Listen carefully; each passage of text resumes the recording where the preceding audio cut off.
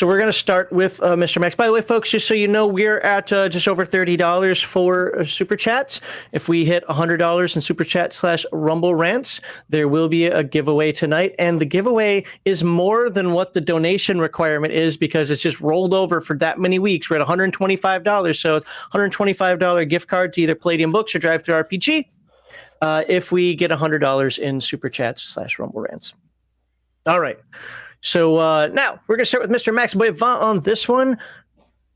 How do you balance the warrior's combat prowess with his non-combat interactions in the campaign? And you can look at this from the player or the game master or both, whatever side you want to look at. Yeah, like I said earlier, like since the warrior is like he's a more like usually like a more mundane class or more mundane character, you have to balance it with something else, and you have to make it like a full character. You have to have like, you know, you're a warrior, but you're also something else, right? You're gonna be like the noble knight that is connected with the court, or you're gonna be like the professional soldier, which is used to go on campaign and stuff like that. So you got all this knowledge and stuff like that about like getting on long campaign or digging trenches and latrine, right? Or you're gonna be like I mentioned earlier, like the Three Musketeers, like each one of them got their own thing, right? So you have to fill your character with other stuff. Like, yes, your focus is getting to the fight and being efficient there and using your weapon, but you're a full person, so you're not like single-minded on that, you know. And it's also about like thinking about in your setting, how does society look at warrior and what do they expect from their warrior class, right? Every society got something like every society to some extent got some warrior class, and they all look at them in some different way, right? Sometimes the warrior, when you're in the time of the aristocracy and the nobility, the warrior class was the ruler class. Now, like we expect them to be like good, like, you know, we all have those expectations about them. So you have to look at that and consider that when you do your character. It's like you should have something you do that is outside of combat. Mm-hmm. So based on the setting. One of the things that you mentioned there and allows me to piggyback in a different direction into Mech Warrior and Battletech, depending on the house you serve. So the house that, you know, I'm known for being Max Liao, House Liao, they have the Corvin Doctrine, the Sarna Mandate, and I'm forgetting one because it's been a long time. But anyway, I think it's the Corvin Doctrine. I know, right? I no longer have my communist ideology proper. But I think it was the Corvin Doctrine that stated that mech warriors are the elite. They are to be treated as the elite, but they also have to act like the elite. So it's not just I pilot my little robot jocks. No, this person is. It's almost like samurai from Japan. Yes. You know, because when you have the warrior class, you give them like a lot of power. They're the guy that can legitimately wield violence. So you have to expect something special from them. Mm-hmm. Because otherwise, you're just gonna have like a bunch of madmen running around. So usually, like those expectations are like, oh, you're gonna go and be there fighting and stuff like that, and we're gonna expect you to do that. We're gonna try to control you in some other way, and that's an interesting space to look into, to consider. Xixing Liao. All right, so that's for chat. All right, Akito, how do you balance the warrior's combat prowess with his non-combat interactions in the campaign? Comes back to their backgrounds, like for the character. You know, what is he, a farm boy from Kansas? Is he a noble from Waterdeep? What are their hobbies? Do they like cooking? Do they have a musical instrument they like to play? Do they like to gamble? And the non-combat interactions can be probably one of the most equalizers that will allow a fighter to break out of the rut, one of the ruts of, you know, I'm just here to smash. But that, and mostly, yeah. What are the backgrounds? How did you make them? Where do they come from? So in purposes, because this is, you know, about tabletop role-playing games, what role does a fighter play outside of combat in a well-rounded adventuring party? Again, you can take this in science fiction or fantasy or whatever, but what role does the fighter play outside of just beating things up with a sword or a gun? I'm playing a gunslinger in a science fiction game, and I went created my character kind of more of a out with a slight outlaw tint to him. Willing to shoot somebody on sight in the middle of the street. I'm calling you out. But no, my character had to become the lawman of this ship. We found a ship, and we're like, well, we've got the engineers, we got the pilots, we got this, we got that. Well, what are we missing? Well, I'm the most experienced with guns out of all y'all suckers, so I guess I'm going to be the lawman. And that's like, how the hell do I do that? So it's whatever the group dynamic has to be. A warrior could be the cook. A warrior could be just strumming a guitar at night. A warrior could be the negotiator of the jobs. It's what the group needs. It's aggressive negotiations. I mean, that is an option. Holding a barrel at somebody's forehead does cause them to think twice about some things, but it's what the group needs and what the group agrees upon. Okay. He holds the chain of command, if you know what I mean. Jane. How do you balance the warrior's combat prowess with his non-combat interactions in the campaign? Well, one thing that you always need to consider is, especially if you're in a class-based game, try not to step on the toes of other characters. Like, if you're in a D&D type game and you got a rogue in the party, don't go around going, "Oh, I'm just going to kick in the door." No, let him, mess around with the lock. Let him have the first trap that blows his foot off. I'm just saying. Or sometimes, you kick the door, it's noisy. Yeah. I heard the people in the dungeon, right? But the big thing is just making sure you have a well-rounded character. Like I played a former musketeer in 7C. He went out of his way to be that heroic, trying to keep it what he felt the musketeers were going. But like I said, he also could do stuff on the ship. He could get up in the rigging. He could be the watchman. Eventually, I think I had learned some math, so I could do all the books for the ship. And as a GM, don't hesitate to put those opportunities in front of your player that is playing a warrior. Let's say he comes from a military background. Put those opportunities in where he can interact with people in the military and give him that little role play time to try and roll with his role playing. Go ahead. Okay. So what are some creative ways to challenge warrior characters beyond just traditional combat scenarios? It's a couple of notes that I wrote down, just if it kind of helps you a little bit here. It's like, how can you utilize their skill checks in certain games, or without being broken about it, splitting the party so that the warrior and the group kind of have to, he's stuck in a situation where, crap, I'm not the smart wizard, but I have to figure this out.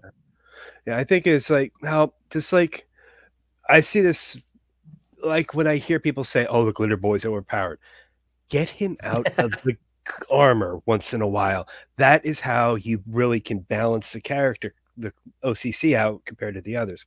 And I think that you can do that with other stuff. Just like get a little bit out of their elements just for a little bit. Give them that chance to, think on their toes and stuff.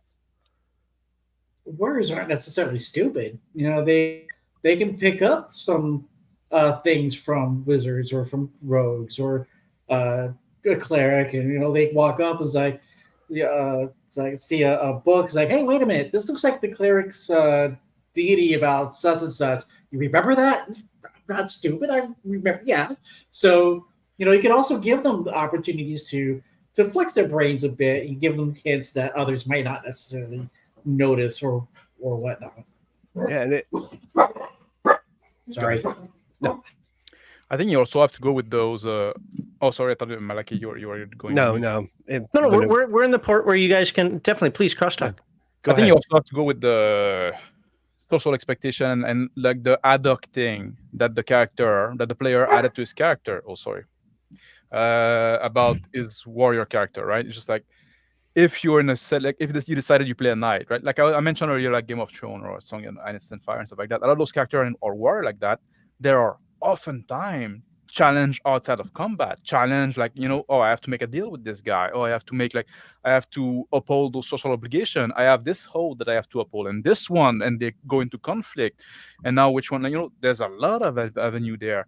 You play the barbarian and now you're in a place you need to behave somehow, you don't know the etiquette, of this civilization, and now you have, but for some reason you want something, and you need to be on your best behavior. There's a lot of things depending on the angle that you take, right? Chain of command, logistic, all those kind of stuff, right? Maybe that fall into your on your table. So there's a lot of, like, depending on the specific, depending on how you fleshed out this warrior character, which you should do. That's where, like, the meat is to go challenge him. I don't want to dive down a rabbit hole, but you said something, and I had to write a note just in case. What you just mentioned is not necessarily a player failing, but it's a game master failing. Mm-hmm. By hand waving thing. I don't know if we're going to talk about something that's closer to this later, but again, when I was talking with my coworker about some of the questions I'm asked today, we were talking about hand waving things like, I took the swimming skill and I'm the only one, because let's just say whatever game you're playing is based on strength, right? I swam. Okay, you swam across, great, everybody gets across. It's like, no, I took this skill for a reason. You're talking about your social cat. You got dogs barking, you meowing. Oh my God. We got to, it's the social obligation, but it takes a game master to actually enforce those, for lack of a better term. And I think that a lot of game masters are unfortunately asleep at the wheel when it comes to that. Yep. Yeah. Like, using your example, if you're playing Savage Worlds and a player character took the flaw that he can't swim, you gotta make sure you know that you're not just letting him swim across. He can't swim. Yeah. And if you're just like the only one, if you're only the only like strong character in the party, right? Like sometimes, maybe it can be useful to have somebody strong around.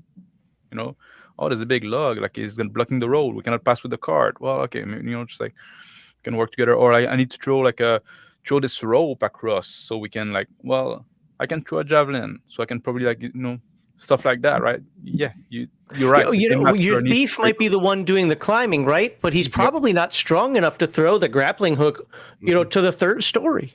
Maybe your fighter is. Teamwork. But like you said, like oftentimes, like those things are end waved, or they try to make it like easier for the thief. Well, the thief can climb a rope, so he should probably be also able to throw it, the climbing, like we're gonna make it like a finesse thing, so he can use his agility, right? Just like, well, then you just took away something from the fighter, from the strong character. Okay. Andre the Giant in Princess Bride, he never really uses his strength in the entire movie, except for maybe climbing and to break a rock. Yeah, break a rock, that was a big deal. Yeah, but I mean, if you look, a lot of what his stuff does is more charisma based. Intimidation. Yeah. All right. Yeah, that's a good one. Well, let's move on to the next question, and we can circle back if necessary. So we're going to start with Akito here. What role-playing techniques do you use to bring depth to your warrior characters beyond combat? That is... Well, my notes real quick. It's mostly, again, the backgrounds, how you make the characters. For example, Palladium makes that easy to do. You have, say, your secondary OCCs. Those are literally your hobbies. So you pick those, and those are some hobbies that your characters has. Musical instruments, skiing, whatnot. In other systems, you actually have to put the effort in getting these items, these aspects onto your characters, into your character. Because, for example, Fifth Ed is very much a focused character sheet. Not a lot of extra space for the extra stuff that your character might do. But it still boils down to what did they do? What do they like to do? What's their hobbies? Things of that nature. Okay. Since you're talking about secondary skills, and let's be fair, the OCC related skills also, you get them over time. You get 90% of your skills at level 1, but over time you do have a little bit of growth built in. So how, as a game master, or how can the game master introduce, say, twists or events that, I don't like this word force, that help a warrior character to adapt and grow in, say, unexpected ways? No. They Well, me becoming the sheriff of the ship was definitely an unexpected way. It's got to be. Have you taken different skills because of that, or Yes, I done did. something or different weapons or whatever with your fighter that moved him in a direction you're like, oh, I wasn't expecting that. Cool. No, yeah, I took law skills. My character Okay. didn't have that before because he didn't care. Now he has to. It's got to be. There's definitely got to be a reason behind it. So now, did I have to? Not necessarily. But my group would have been. I'm making the rules up, but you guys saw that I'm now the sheriff of the ship, so I need to know rules. I need to know how to make these rules. So yeah, it's got to be. There's got to be a reason for it. Okay. All right, Malachi, let's get you up to speed with the question here. What role-playing techniques do you use to bring depth to your warrior characters beyond just combat? I think for me, it's mostly with the background where they came from. Like my Sensei character, he was a former musketeer, so he tried to live up to those ideals. I'd like to do some solo gaming on my blog. I've been working on some fantasy characters, and the one just doing some random rolls on tables to get his background generated. I rolled that his house was invaded by a dire snake, and he ran and hide. So as he got older, he wants to, overcome this fear. He wants to show that he can be this brave person. So yeah, I think it's just really in the background of where the character comes from that helps shape where they're going to go. Okay, I'm going to put a twist on you here. What about tables that, let's just say, they don't role play in the same way that maybe, like our Palladium fantasy game. They just see the characters as a role. So they don't care about backstories. They don't care about this. My character's job is to fight, so that's what I do, fight. How can you utilize, as a game master, I'm trying to word this in a way that doesn't railroad you, but basically, how do you get them to do something maybe odd, the ordinary, instead of just picking the same skills or using the same attack routine every time because it's just mathematically functional?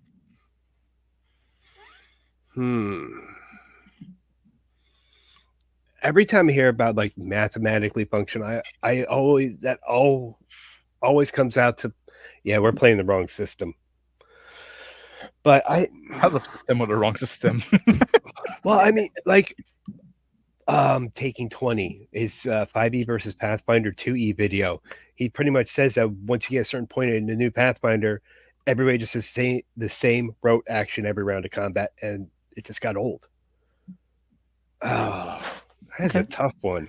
I mean, no, I'm not trying to put you on the spot with this. I just thought that you were leading in a really good direction. That try and get them out of what they normally do, basically.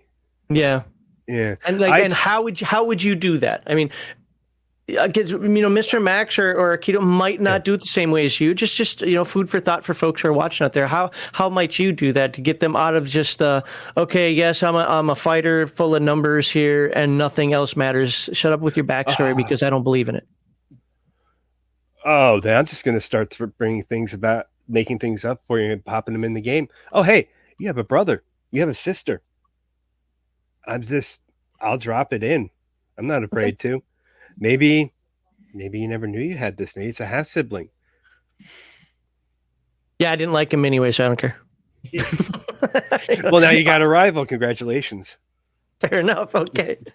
All right, Mr. Max. What role-playing techniques do you use to bring depth to your warrior characters beyond combat? Well, for me, that's it's the same thing that I would do with any character class or archetype, like making a feel character, right?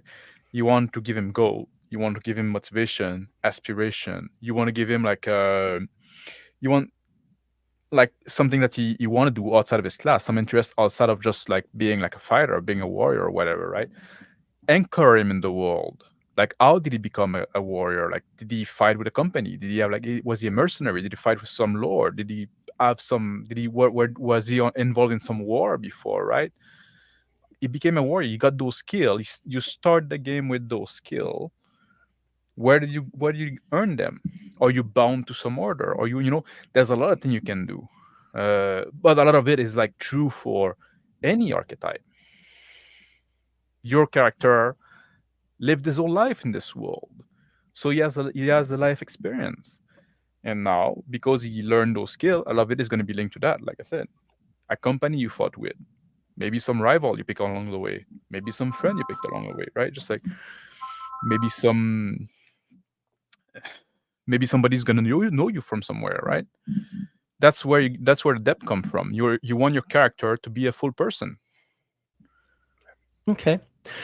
Since I know the type of games you like to play, Yeah. I think this is a great follow-up question for you, which is how can a warrior's personal code or personal ethics influence his decisions and actions within a campaign?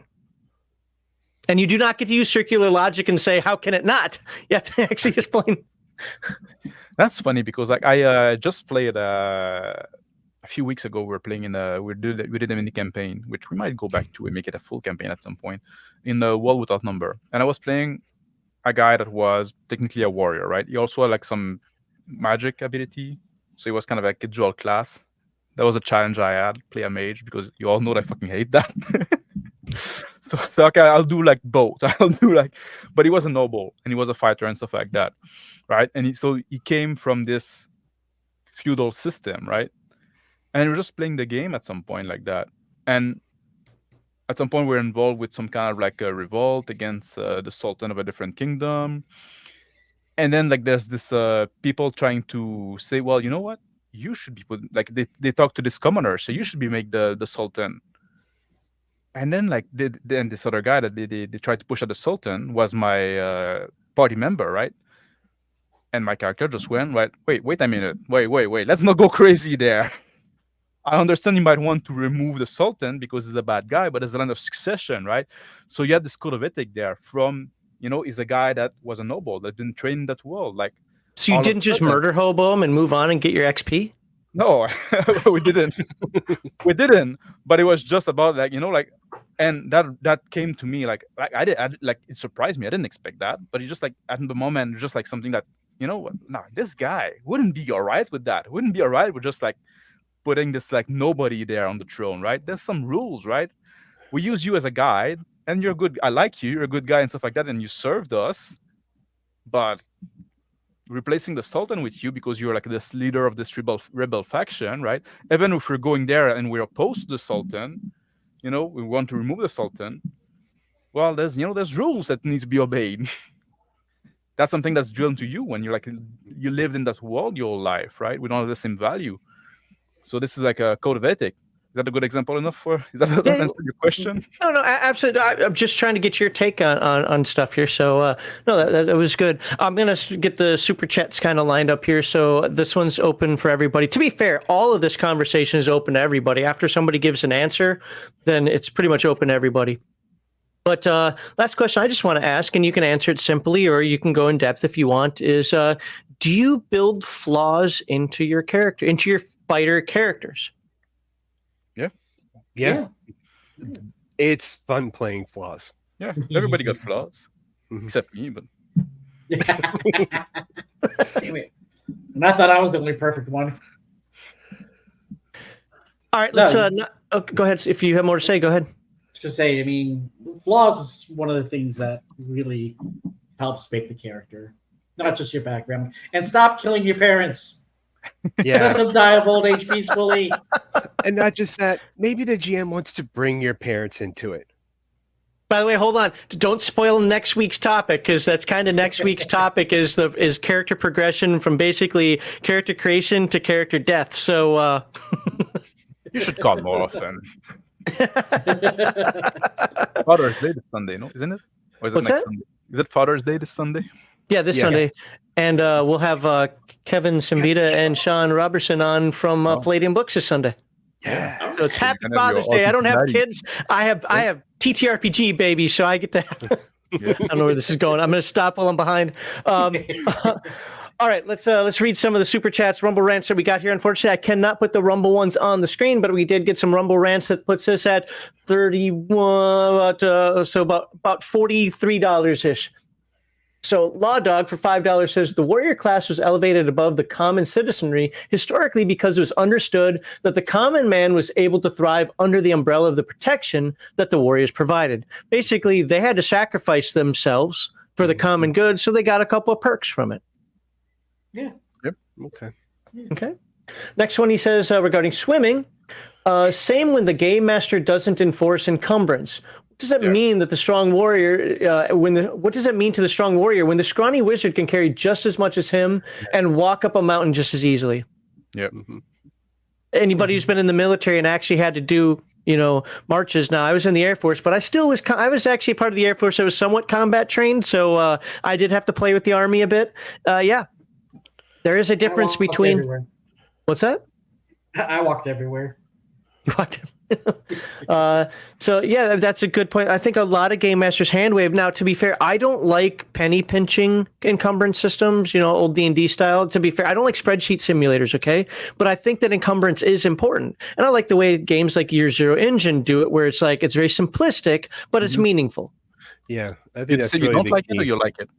I do like Year Zero Engine. I'm not a big fan of the way like D&D and so forth does it. I'm with you with that. I think that, and you don't have to go for me as simplistic as Year Zero Engine, but like fair. I would much rather like be closer to that than to just like, oh, this is 5 pounds and this is like, just like this is 8 ounces. This is And with a good group too, you can go with like common sense approach. Like, right. If you have, like, just like I don't have people like are just gonna try to fucking loot everything. Like, oh, this dresser is nice. I'm gonna pick it up and bring it up dungeon with me. Put it in my short, right? Just like, and also like when you have like a bag of holding, that's also like a way of end waving. Well, just like I don't want to fucking deal with encumbrance. Put everything in a fucking bag. If you guys haven't watched it, just look at the oh my god, I can't say the Viva La Dirt League. If you don't know who it is, you'll find it. Viva La Dirt League. New Zealand guys, and look up Horse Pocket. There you go. That will explain everything right there. And then finally, for $2, Law Dog says, "Law Dog here. I see it in your name there, sir. Just trying to stop YouTube from stealing super chat money." Well, thank you. I appreciate that because YouTube takes 30% cut. All right. So, you guys have any final comments that you want to say about segment 2? Otherwise, I think we're ready to bump on into segment 3. One quick thing to bounce off of Mr. Max. The encumbrance, the common sense is the best thing, really. Because one of my characters, my lawman / outlaw character, I've got 4-5 pairs of pistols. I've got 2-3 rifles.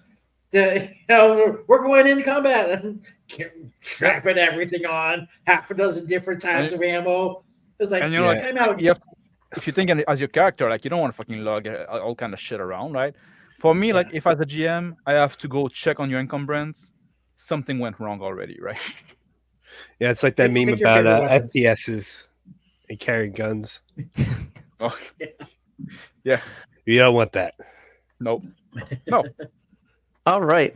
Well, that's the end of segment 2. Segment 3, we are going to talk about combat and tactics. Now we are going to get, we went on the role-playing side a little bit, or we'll say the storytelling or narrative or cinematic, whatever word you want to use side. But in the next segment, we're going to go more into maybe the numbers side, or at least how to handle the warrior and what he can do, his prowess at the table.